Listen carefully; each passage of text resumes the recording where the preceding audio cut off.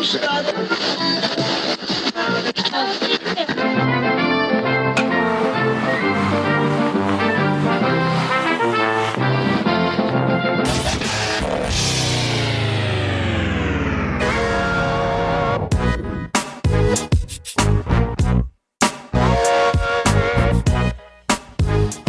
back to another episode of Sean and Eds Do Baseball. I'm Sean. And I'm Eds. And we're, what are we doing, Eds? We're doing baseball. We're doing baseball.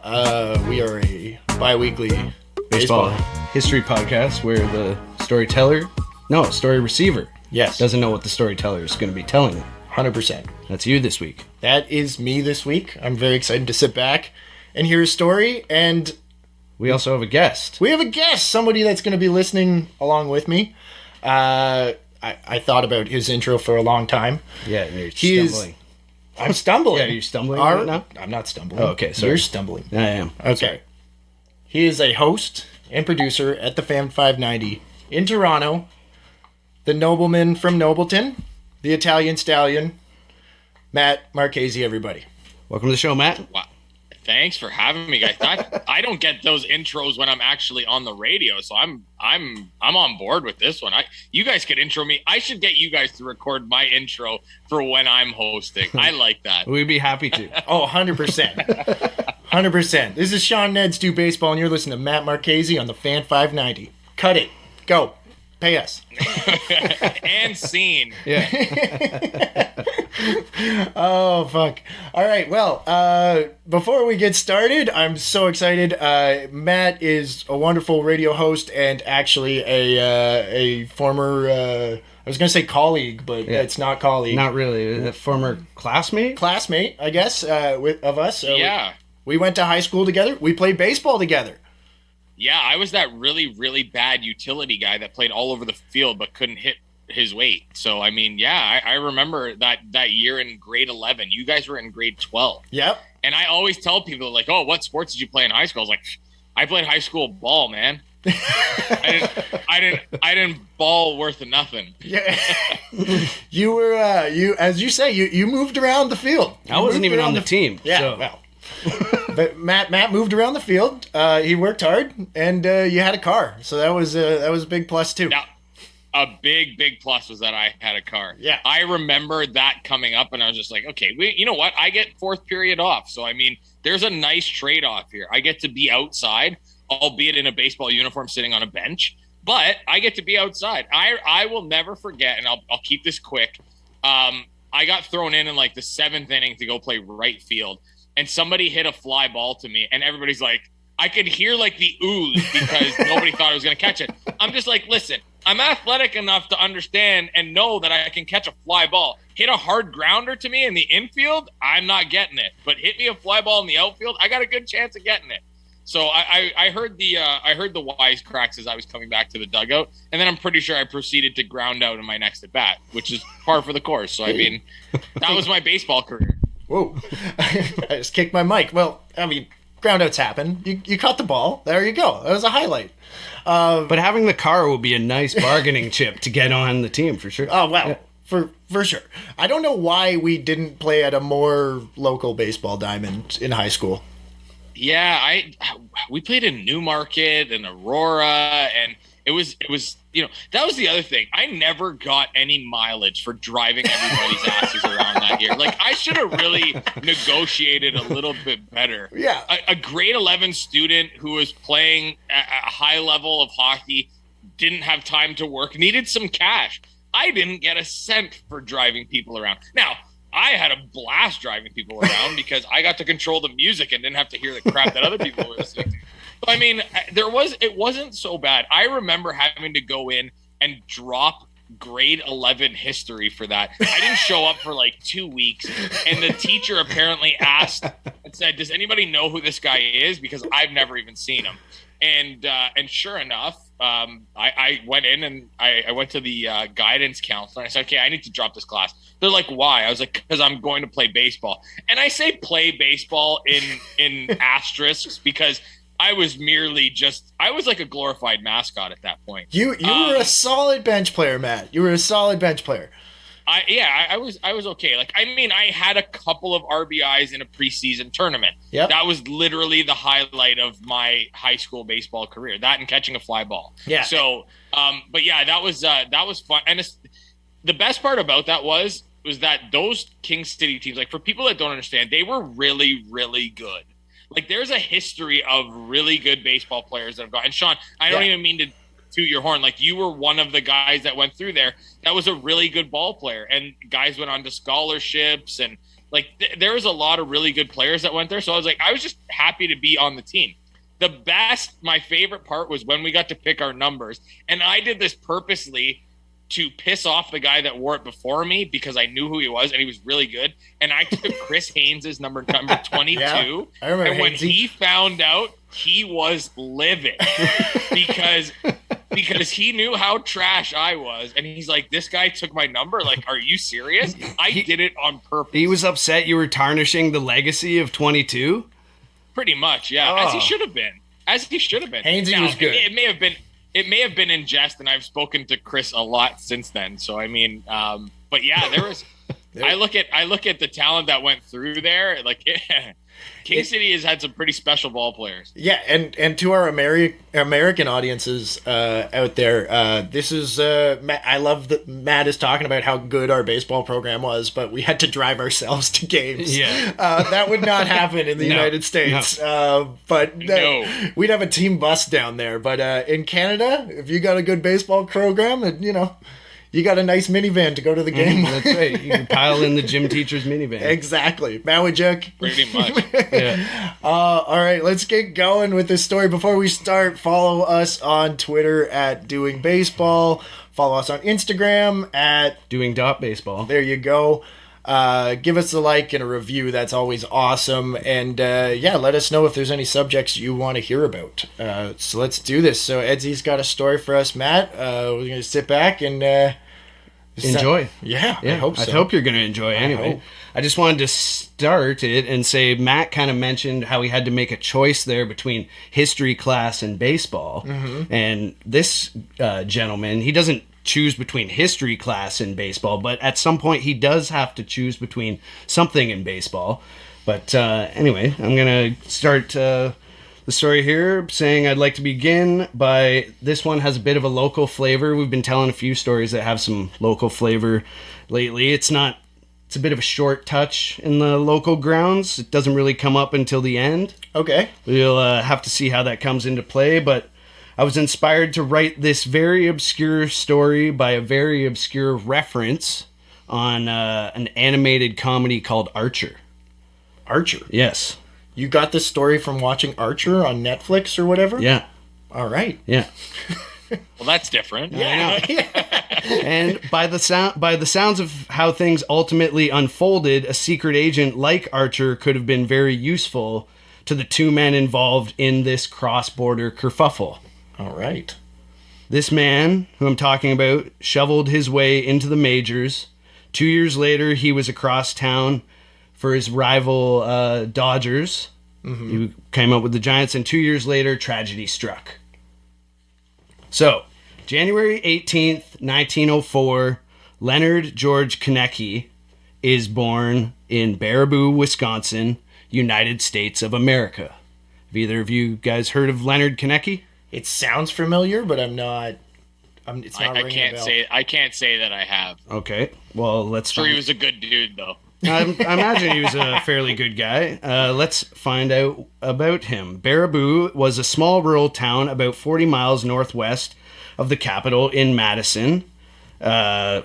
His father, Herman O. Koenecke, was a railroad engineer, and his mother, Lydia Nay Steffen, they were both Wisconsin natives of German Lutheran descent.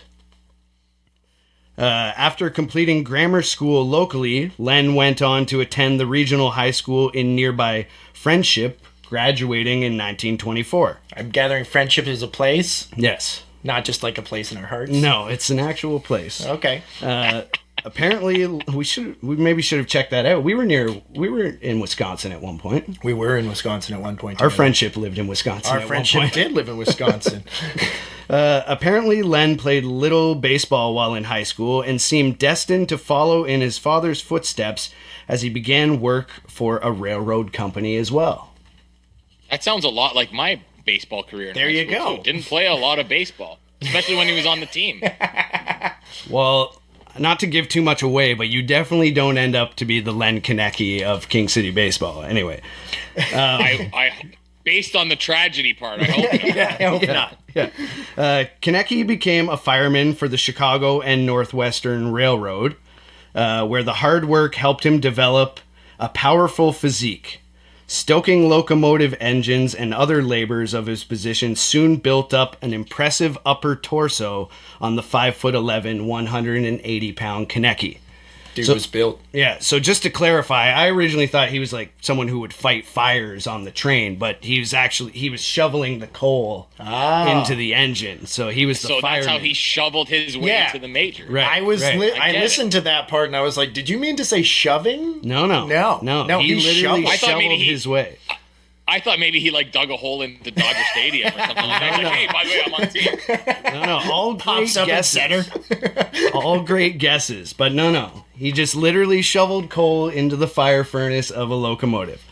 So Len is getting all beefed up, shoveling coal into the engines of locomotives, and this catches the eye of one of his co-workers, former minor leaguer Murray Boyle, who had become a friendly railway brakeman on the same railway line. I like how you use friendly. Yeah, well, he's, he befriended young Len, so I assume he was pretty friendly. Hey, Len, you're looking pretty good there, shoveling coal. Ever heard of baseball? That's right. No, I haven't, actually. Does it have anything to do with shoveling? I don't know. Because I'm pretty good at that. When Boyle was off duty, he two-hatted as manager of the town baseball club in Escanaba, Michigan, which was a stop along the Chicago Northwestern line. One day, Boyle found himself short of players, and with Len's muscular physique, Boyle thought that Koenecke might be a rather suitable substitute and worked at convincing him to get into uniform, and when he did, he handed him the catcher's mitt. Should be splitting these pages. Like for a guy that's never played, Yeah. the last thing that you want to do is catch. It's the hardest position to play. Absolutely. That's what I thought too, but I guess Len doesn't know any better. Well, especially So this guy's a bad manager. Yeah, that's true. He's not good. He was unpolished defensively, but the left-handed batting and right-handed throwing Koenecke was a natural hitter and quickly made good with the bat. He took a leave of absence from his railroad job, and Len spent the rest of the summer playing baseball for Escanaba and other local nines.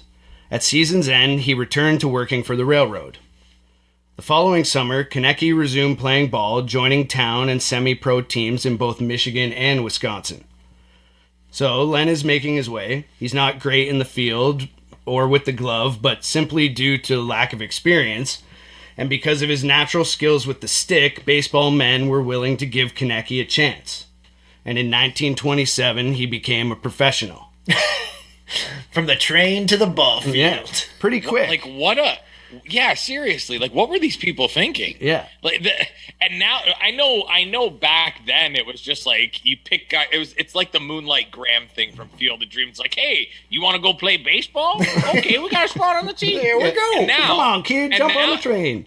Yeah. Yeah, and this is the exact same thing. Like, think about how crazy it would be today that a guy with talent would go unnoticed like this guy who was shoveling coal into a locomotive engine. Like, okay, sure, I'm on board. And probably wouldn't even have been discovered if that dude, if his coworker wasn't also a manager. Yeah.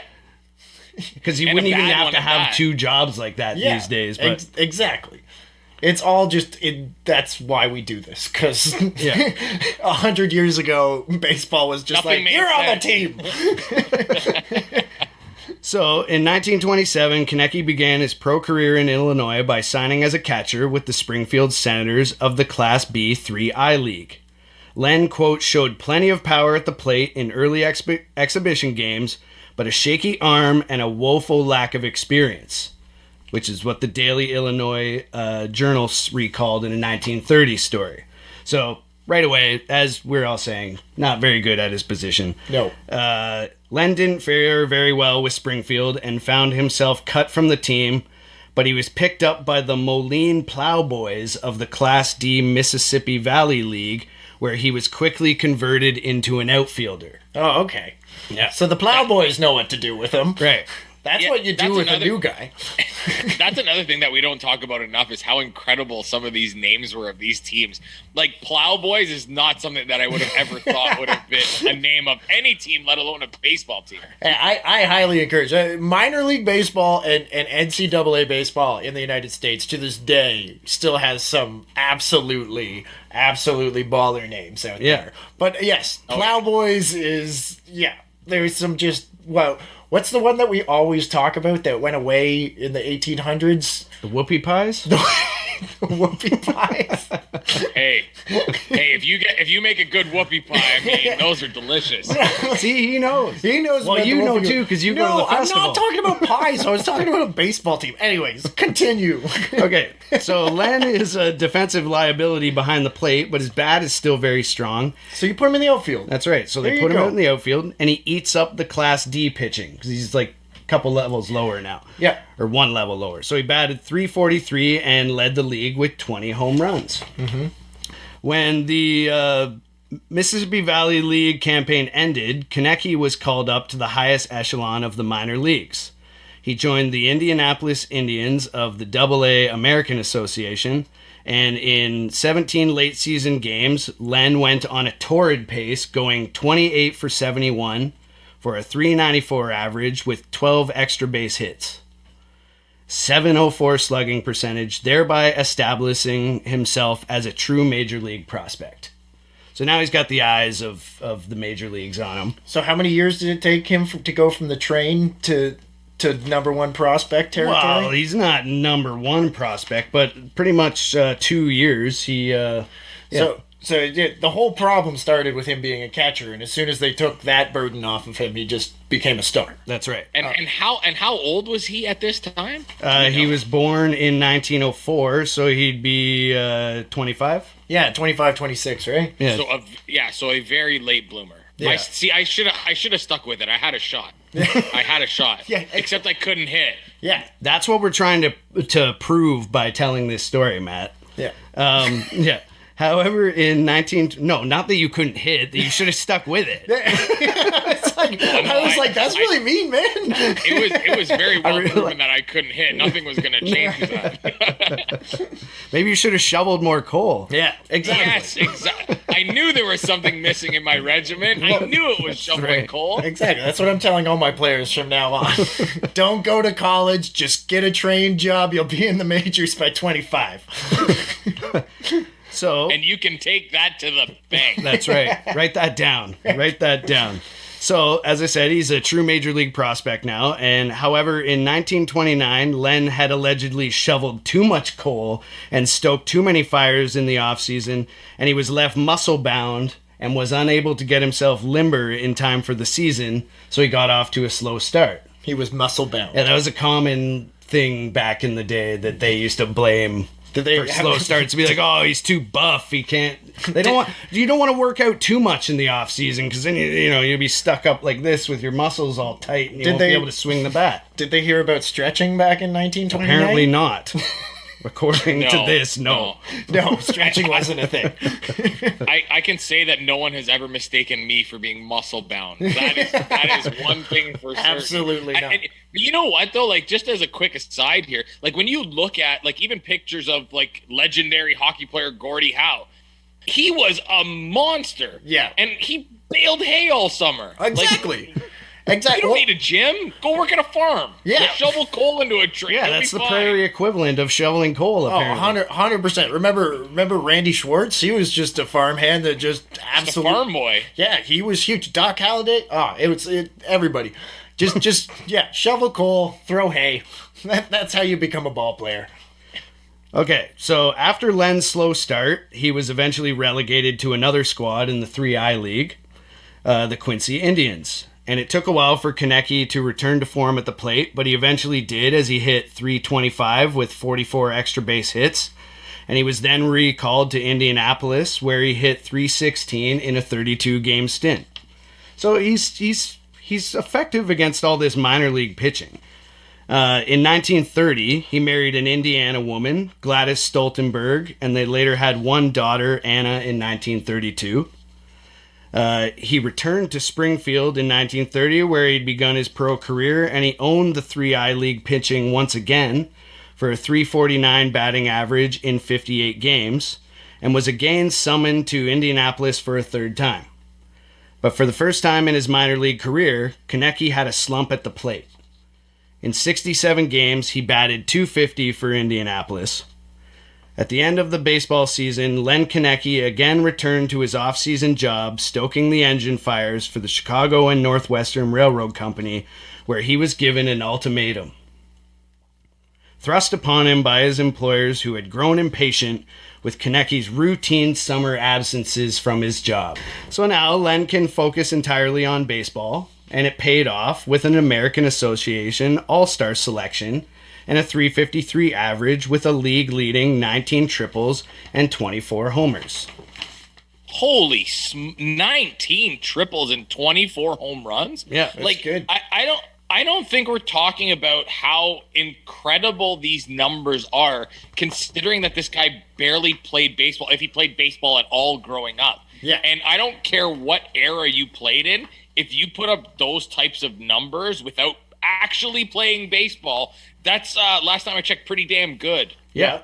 And I just want to say how much triples just come in. Anytime we do any episodes from, 1880 to, 1940, there's so many triples. Yeah, triples are a big part of it. Nobody tries for triples anymore. No. Bad infielders. Bad infielders.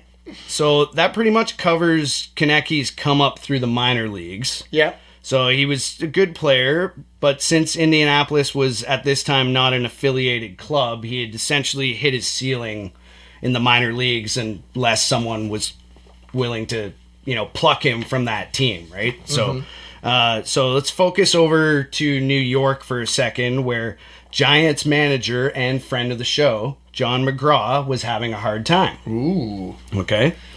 It had been 7 seasons since the last pennant for the Giants, and McGraw was looking for some new blood in hopes of returning to National League glory. A story in the Sporting News, April 30th, 1952, recalled that in 1931, McGraw had become smitten by the reports of a budding second baseman with the Louisville Colonels named Billy Herman, and the little Napoleon left his club in Cincinnati and traveled 100 miles to personally scout him. McGraw declared the kid to be of insufficient build to withstand the rigors of National League Baseball. However, he proclaimed upon his return, "My trip was not in vain. I saw a great outfielder with the Indianapolis Cub. His name is Len Koenecke. I bought him for a lot of money." I went to see this guy. He was weak. But this other guy shoveled coal. So I bought him. How much did he buy him for? Does it say? We'll get to that in a second. All right. But I just want to mention that Billy Herman went on to a Hall of Fame career with the Cubs. Jesus. Oops. I love the scouting back then. There's a ball player. Come check him out. Hey, he's not very strong. He's weak. So I'm going to pick up this other guy who looks very muscle-bound in the outfield. So yeah. Come check him out and then go watch the circus. Yeah. honestly, you're touching upon so many things in my next story right now too. Yeah. Oh, am I really? Not like actual, but just similar events in a similar timeline. Okay, so regardless, at the time McGraw liked what he saw in Len. And after he took in several Indianapolis games from the grandstands, McGraw offered Indians club owner N.A. Perry $75,000 for Koenecke's rights. Wow. Yeah. Like that's not chump change now. Well, for us. No. But like imagine $75K for a guy that's barely played ball, although albeit very good in 1931. Yeah, in 1930. That is probably in the millions. Yeah, it's the same amount of money in the Depression. Yeah. So, Perry was willing to part with Koenecke, but strangely, given the times, he wanted players rather than cash in exchange for him. Okay. So, This was kind of an early version of the player to be named later deal, I guess you could say. Wow. Because apparently over time, according to a few accounts in the Associated Press, Indianapolis would eventually receive pitchers Joe Heving and Jack Burley, outfielder Harry Rosenberg, and pitcher outfielder Johnny Cooney in exchange for Koenecke's services. So they eventually got 4 players. I think they did get some money or pay some money as well. Yeah, okay. So he's traded for straight up instead of bought. Right. Even though he kind of was bought. Right. It started with money and it ended up with four players. Right. So, like I say, John McGraw has got his guy. The vote of confidence from one of the game's most respected men spurred an uncharacteristic swagger to the normally modest outfielder when he showed up to the Giants' 1932 West Coast camp. Quote, "I ought to make good," Koenecke declared upon reaching Los Angeles in February. "I hit .353 in the American Association and had plenty of triples. None of these cheap home runs for me." There you go. Yeah. So he's trying for the triples. He's trying. That's none of these cheap home runs. Maybe my favorite line of all time. Like the easiest way to score is to hit a home run. Yeah. Last time I checked, but hey, I don't want any of them stinking home runs. And by the way, I did look up an inflation calculator. Yeah. Because I'm always curious about dumb stuff like that. Yeah. $75,000 is $1.2 million. There you go. Holy shit. There you go. In inflation. Wow. Yeah. Okay, so big bucks. That is big bucks, but man, he likes triples. I love the backwards way of thinking in baseball back in the day. Just stolen bases and triples all day long. So Len showed his power and made good on his reputation in early exhibition games, and he was given the starting post in left field when the Giants traded Fred Leach to the Red Sox early in the season. So, on April 12, 1932, Len Koenecke made his major league debut against right-hander Phil Collins at New York's Polo Grounds, going 0 for 4 with a hit by pitch in a 13-5 loss to the Philadelphia Phillies. He impressed slightly when he went 2 for 5 with a home run off Boston's Ben Cantwell a few days later, but for the most part, his hitting did not meet expectations, and his fielding defense didn't help his cause either. So he's still not. He's not great. great. He's in the outfield, but he's still not great. If he can't hit, yeah. he's just a big dude. He's Mark McGuire. He's like the opposite of Kevin Pillar. Yeah, he is. He's $1 million player who can't do anything at the major league level. That's right. And the guy that you didn't want went on to a Hall of Fame career. Exactly. Oops. Yeah, how's that, McGraw? So things got worse for Len when ailing manager John McGraw resigned unexpectedly, and the Giants' helm was taken by first baseman Bill Terry. Terry was not exactly a member of the Leonard Koenecke fan club, and Len's playing time was reduced significantly. Len went 0 for 4 on June 9th and was optioned to the Jersey City Skeeters of the AA International League. So he's McGraw's guy, and now McGraw's gone. That's right. Yeah. So he's and basically he's gone. Yeah, he's fucked. He's pretty much. He is. Nothing is worse than being in an organization and then having management change and being like, that guy had to play me because he made that big deal for me. This guy has no connection to that. Yeah. But wait, did he have a car, though? That's what we want. If he had a car, then he has some value. Yeah, there you go. Apparently not, because he's down in New Jersey now. Yeah. But while he was in New Jersey, he recovered his pop, and he earned a chance to be recalled by the Giants in late September after he batted .355 in 95 games.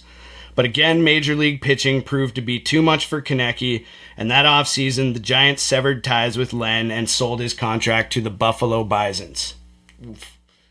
So, in 1933, Len batted .334 with a robust 59 extra base hits and was named to the International League All-Star team, and also made vast improvements to his defense. Koenecke had a relatively late start in the game, as we were mentioning pretty much this whole episode, but he had all the tools for competent outfield play and finally began to show it with the Bisons. He posted a respectable .980 fielding average in 161 games. Koenecke's improvements in all facets of the game did not go unnoticed, so in late June, the Brooklyn Dodgers purchased his contract from Buffalo and directed him to report as soon as the International League season ended. So, he keeps going. He goes up to the majors a couple times there, and he just struggles. But every time he goes down to the minors, he's just ripping it up. He's just like a 4A player, essentially. Yeah, he's 4A. Yeah, I was gonna say that the typical, and you've seen it so much over the course of history. The guy that everybody thinks is just gonna light it up at the next level, and just for whatever reason, just can't. And maybe it's because he didn't want any of those stinking home runs. I don't know. That's right. That's right. Well, we'll see. We'll see if he's like a Justin Smoke, or if he's who's someone that floundered. What's that? What's his first name? I don't know. Tyler White or whatever. But anyways. So, unfortunately, though, for Koenecke's major league chances in 1933, the Bisons made it all the way to the Junior World Series. So he's sitting on that team, in the international championship, just being like, "Fuck, I could be playing on the Dodgers." That's right, and they lost to Columbus. So by the time Buffalo was finished, so were the Dodgers. Yeah. So, luckily for the Dodgers, though, in 1934, Brooklyn got the player the Giants thought they had purchased 3 seasons before. So now he's living up to the 1 million or whatever it is, this 1.2 million, what'd you say it is these days? Yeah, about 1.2 million now. Yeah. So, as the common trope at the time stated, quote, the $75,000 lemon became the $75,000 peach. Ooh. Fruit metaphors. What a play on words! Yeah. That is such an old timey. That guy's a lemon. Nah, he's a peach now. So Koenecke sustained success both offensively and in the field, becoming one of the few bright spots of the Dodgers that season, who finished 10 games below 500. Len's .320 batting average was second only to Sam Leslie and was laden with plenty of power, collecting 52 hits for extra bases, while an outstanding walk-to-K ratio of 70-38 yielded a .411 on-base percentage. Did you say 70-38? Yeah. Walk 2K? Yeah. So he's walking almost twice as much as he strikes. That's right. That's good. Yeah. Getting on base. He's a patient man. Yeah. That's right. Getting on base at .411. Under the guidance of manager and prankster, friend of the show, Casey Stengel, who was himself a former Brooklyn outfielder, Koenecke's fielding became outstanding. Stengel personally drilled Koenecke and put him through the paces until he caught anything that came near him. When the Dodgers headed north to start the 1934 season, the former defensive liability had improved so much that he committed only 2 errors in 318 chances, good for a .994 fielding percentage, which set a new National League single-season record by an outfielder. Holy. Yeah. So this guy just needed time. Imagine that. What a thought that the guy just needed more time to play baseball, and he was naturally gifted. Well, right. And he needed Casey Stengel to scare the shit out of him. That probably helped. And he needed to cut his shoveling down so he wasn't so muscle-bound, obviously. Exactly, Once he got rid of that, he just excelled. Yeah. He became all old noodle arms. And That's right. Old noodle arms Koenecke. Yeah. Throughout it all, Koenecke remained low-key and garnered little press. He was professional during games, quiet in the clubhouse, and a colorless family man away from the diamond. So he's not generating any news or anything. He's just quietly going about his business. Mm-hmm. So, back home in Wisconsin during the off-season, a winter on the local banquet circuit brought Koenecke to Dodgers spring camp overweight. And when the regular season rolled around, Len was unable to reproduce the performance of 1934. So now he's getting all this praise, and everyone wants him to come to their banquets and shit. So, he's going and having these big, extravagant roast beef meals, I guess. And he comes to camp fat in 1935, which was obviously a disappointment to Stengel. That's what happens when you're successful in the old days. You're like, I can afford to eat. Yeah. Oh my God, they have this thing called food? I never saw this before. It is the middle of the Depression. Yeah, it's the Depression. Yeah. By mid-September, Koenecke's batting average was well below expectations, and his power numbers had fallen significantly. His fielding also regressed, with 8 errors committed in only 86 games of outfield play. Finally, the Dodgers, who were 27 games out of first place and hopelessly behind in the pennant contest, Stengel decided to make some personnel moves in order to get a look at 3 young new players. On September 15th, 1935, Stengel sent Koenecke to the plate as a 9th-inning pinch hitter against Chicago Cubs right-hander Bill Lee, who had taken an acid tab in 1975 and traveled back 40 years in time. Bill Lee is getting it. I almost did Bill Lee for my upcoming episode, but I did not. Okay, and I would not be surprised if Bill Lee actually did that and then believed that he was back in 1985. There's nothing surprising. Matt, we'll have to have you back for the Bill Lee episode. Yeah. I've had Bill Lee on a couple of my shows, and I've dealt with Bill Lee. He really? My goodness. I'll be available for the Bill Lee episode. You could do the Bill Lee episode if you want to. So Len grounded out. After the 6-3 loss, the Dodgers headed for St. Louis to begin a series against the Cardinals. Stengel informed Koenecke and pitchers Les Munns and Bob Barr that their seasons were over. Wait, I just realized we're probably not talking about the same Bill Lee, are we? No, absolutely not. No. If I was producing a show and that Bill Lee was on it, he would have been very I just realized what year we were talking about. I was like, wait a minute, this is like the 70s? That was just a joke about Spaceman. No, it went right over my head, man. That's the joke. So these two pitchers, Les Munns, Bob Barr, and Koenecke are getting sent down, and their roster spots would be taken by minor league prospects that Stengel wanted to see in action before the start of the first game in St. Louis. The three were given their paychecks and then booked aboard an American Airlines flight back to New York via Chicago and Detroit. So they got a couple stopovers to go. Okay. This is back when flight was still pretty new, so generally, it's only about 20 years old at this point. As we know from our Ruth Law episode. Yeah. So now Lenny was not previously known as a drinker, but apparently Koenecke appeared to show up drunk to the airport in St. Louis and boarded the plane with a bottle of whiskey in hand. All right. He's having a time. Yeah. Nevertheless, the flight to Chicago was uneventful. However, this was not the case on the trip to Detroit, and problems with the drunken Koenecke began to arise. Lenny became belligerent, argued with fellow passengers, and knocked down a stewardess named Eleanor Woodward when she tried to intervene. He then challenged another passenger to a fight and spent the remainder of the flight chained to his seat. Guarded by the plane's large co-pilot, R.C. Pickering. R.C. Yeah.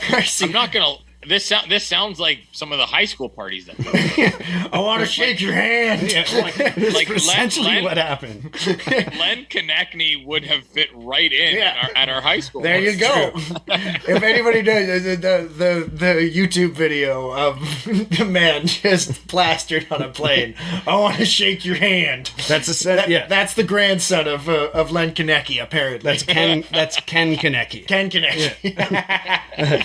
So, when they landed in Detroit, Koenecke was kicked off the flight and his fare to New York was refunded. When last seen by travel mates Munns and Barr, Koenecke was sleeping off his stupor in the airport lounge. The two then reboarded the plane to New York and left Koenecke behind. So Lenny is stranded in Detroit. Not really stranded, I suppose, but he's just sleeping it off. Yeah, he doesn't have a ride home at this time, and he's sleeping this drunk off. So he wakes up a little bit after midnight in the airport and spots William Mulqueeny in the terminal. Have you heard of William Mulqueeny? No. Matt? William Mulqueeny? I can't say that is familiar. I don't. Why would you ask that? Of course we don't know who William. I know, that's why I asked. Like William McQueen. Isn't his brother Jerry Mulqueeny? That's right. I know him. That's right. No, Really? no. Oh, no. Mulqueeny was a charter flight pilot, and Koenecke was able to negotiate for a flight to Buffalo. The two men were accompanied by Irwin Davis, who was a friend of Mulqueeny's that made his living as a parachuting daredevil known as the Human Bat.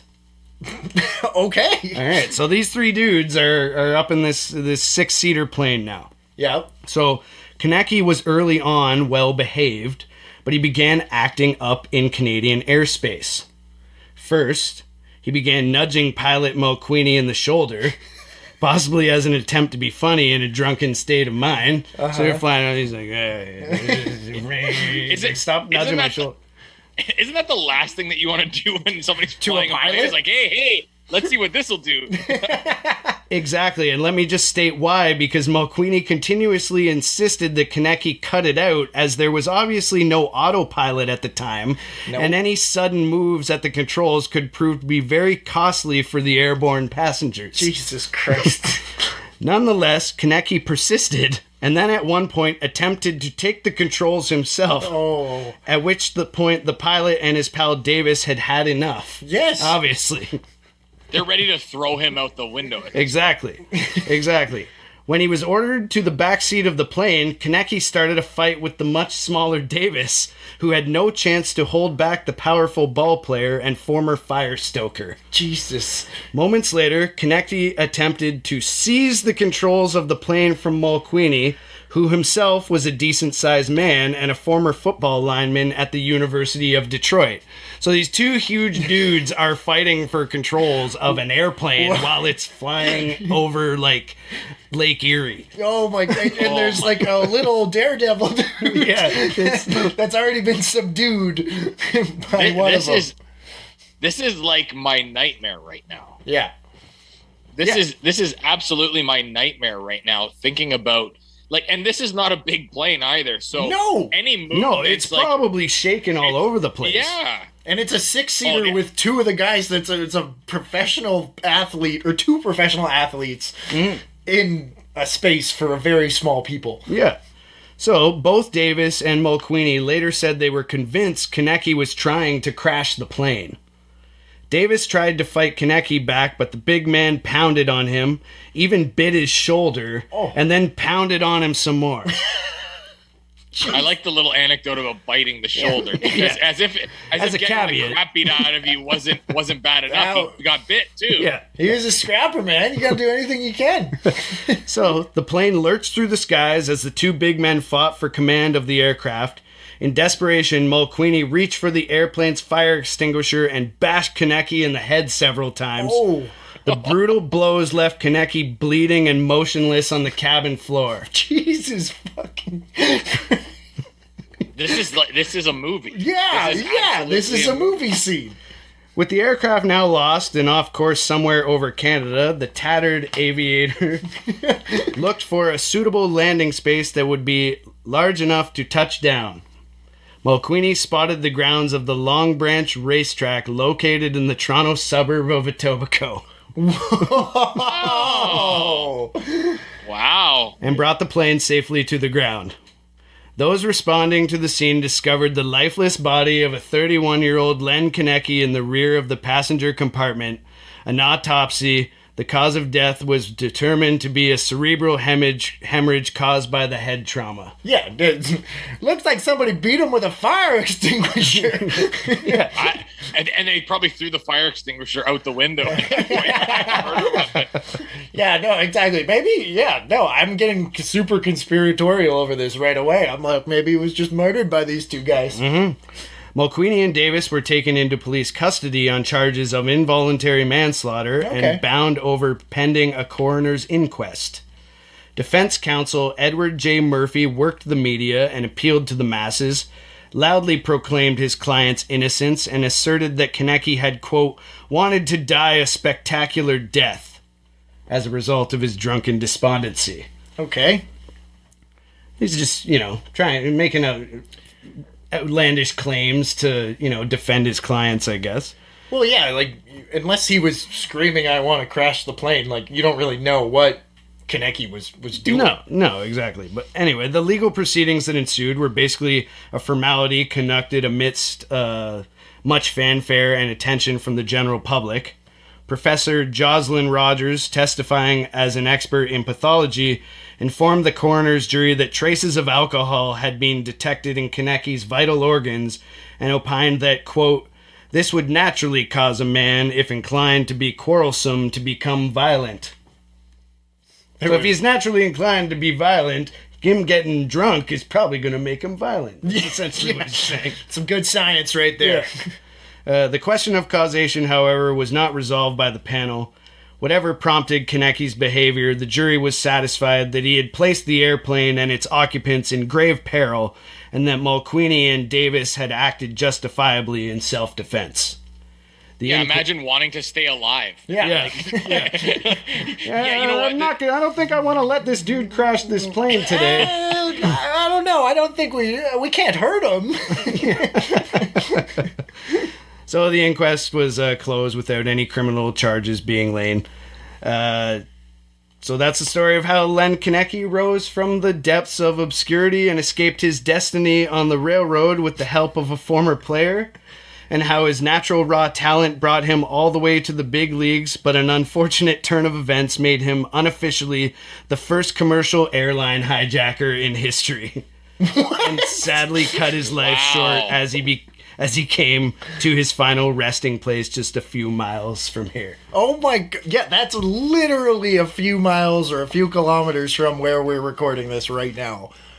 I was not waiting for that turn, especially at the end, the first commercial hijacker. I was thinking... I was not expecting that. I mean, it's a little bit of a stretch. Like, I don't know if you could really say he was like a commercial hijacker or trying to hijack the plane, but like... He's definitely screwing around in shop class up there. Yeah. But it's the fact, like, I thought we were going to, like, a tragic plane crash. Like, that's where I thought this story was going. Me too. It was, yeah. And then the fact that I forgot all about the local flavor you talked about. And I have one question. How the fuck did you hear about that on Archer? Well... It's not that I saw it on Archer. I just like was researching odd baseball stories, and then someone like it kind of came up in a Reddit post about obscure jokes or whatever. And what happens? Essentially, the same thing happens in the episode. Archer and his companions are flying in the plane, and Archer is a little bit inebriated, I believe, and is nudging the arm, gets hit with the fire extinguisher. Okay. And then, says that's how Len Koenecke died, That is amazing. Amazing. That is a great way to tie all that together. I'm very impressed by that. Yeah. That was but you know what? Like if over the course of the story, like you start to really cheer for the guy, and then how quickly it turns is like this guy's kind of a D-bag. Like he kind of turned into a jerk at the end because he couldn't handle his alcohol. And clearly this guy had other issues because he couldn't handle getting sent down. Yeah. But he should have been really grateful and saying, like, I really shouldn't have ever been in the majors. I should have probably been shoveling coal on a train. An engine. Yeah, like the arc for this guy, the way it just kind of turns, and you're expecting some sort of greatness, and he finally hits it. And then he gets fat like the rest of us. And then his baseball career goes to hell.